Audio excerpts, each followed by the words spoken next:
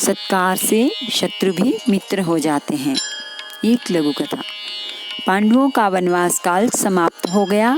दुर्योधन ने युद्ध के बिना उन्हें 5 गांव भी देना स्वीकार नहीं किया। युद्ध अनिवार्य समझकर दोनों पक्ष से अपने अपने पक्ष के नरेशों के पास दूत भेजे गए युद्ध में सहायता करने के लिए। तो मद्रराज शल्य को भी दूतों के द्वारा युद्ध का समाचार मिला। वे अपने महारथी पुत्रों के साथ एक अक्षौहिणी सेना लेकर पांडवों के पास चले। शल्य की बहन माद्री का विवाह पांडु से हुआ था। नकुल और सहदेव उनके सगे भांजे थे। पांडवों को पूरा विश्वास था कि शल्य उनके पक्ष में युद्ध में उपस्थित रहेंगे। महारथी शल्य की विशाल सेना 2-2 कोस पर पड़ाव डालती धीरे धीरे चल रही थी। दुर्योधन को शल्य के आने का समाचार पहले से ही मिल गया था। उसने मार्ग में जहाँ जहाँ पड़ाव के उपयुक्त स्थान थे, जल तथा पशुओं के लिए तृण की सुविधा थी, वहाँ वहाँ निपुण कारीगर भेजकर सभा भवन एवं निवास स्थान बनवा दिए।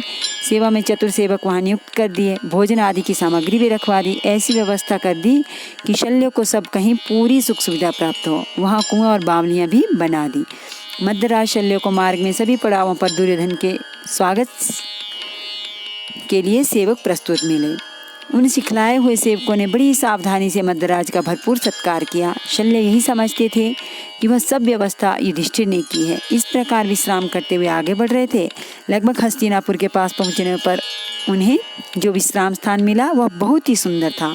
उसमें नाना प्रकार की सुखोपभोग की सामग्रियां भरी पड़ी थी।